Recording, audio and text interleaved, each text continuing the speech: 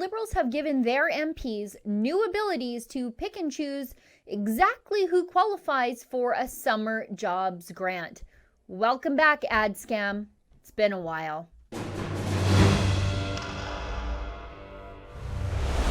The Liberals have given themselves the ability to reward Liberal-friendly companies with Canada Summer Jobs Grant without those Liberal-friendly companies ever having to apply for those grants in the first place. It's unbelievable, but absolutely true.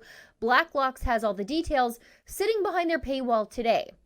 MPs have gained new powers to award lucrative wage subsidies to local employers regardless of whether they ask for aid. The Department of Employment approved the, quote, temporary flexibility under the $250 million Canada Summer Jobs Program. MPs were given the opportunity to prioritize employers, said Patricia Wilson, Director General with the department.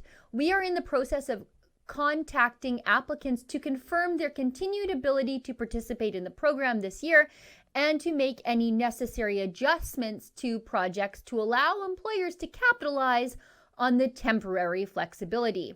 The $263 million summer jobs program has traditionally seen MPs scrutinize and approve lists of local employers who applied for wage subsidies to hire students. Director General Wilson said for the first time, MPs are permitted to nominate local employers for 100% wage subsidies, regardless of whether they applied in the first place. This year, in addition to providing feedback on the list of projects recommended in constituencies, MPs were also asked to identify organizations that may support the delivery of essential services in their community and to provide these jobs, but did not initially apply, said Wilson. Employers nominated by members of parliament have first call on federal aid, said Wilson. New projects from additional employers MPs have identified for immediate investment that provide essential services will be funded first, said Wilson. The department did not define essential services. Of course they didn't. It's like Adscam all over again. Remember Adscam? Here's an article from 2 years ago from the Globe and Mail about a Liberal insider named Jacques Corriveau, who was eventually convicted for his involvement in that somewhat complicated scheme. A one-time friend of Jean Chrétien, Mr. Corriveau was a key figure in the sponsorship scandal, also known as Adscam, in which a handful of well-connected Quebec businessmen did little work in return for millions of dollars in federal contracts, and then kicked back some of the money to the Liberal Party of Canada.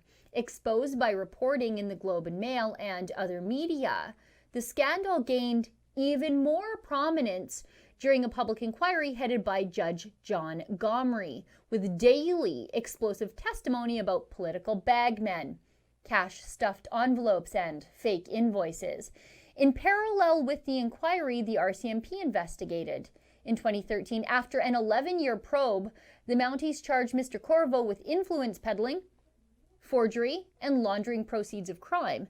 Mr. Corriveau was in the midst of appealing his conviction on those charges when he died on June 23rd.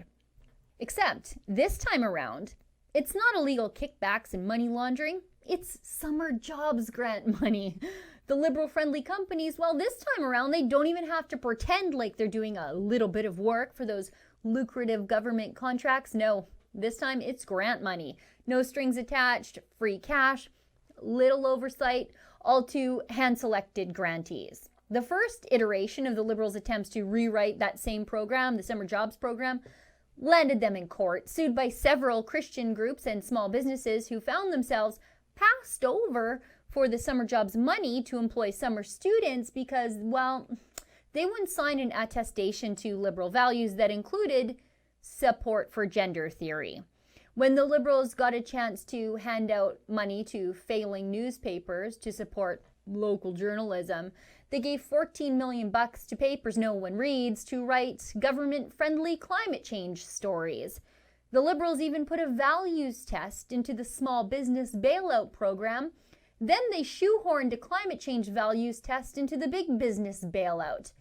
Every single time the Liberals use their so-called discretion to dish out tax money, they abuse the system for their own gain, to push their own agenda, or they discriminate against those who don't buy in to the Liberal agenda.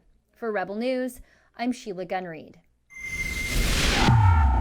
Pandemic or not, and whether or not the Liberal staffers ever allow us to ask a question to the Prime Minister during his daily morning show outside of his hideaway of Reid Cottage, we will be doing the hard work of holding the government to account on behalf of the people. To support our journalism, please go to helprebelnews.com.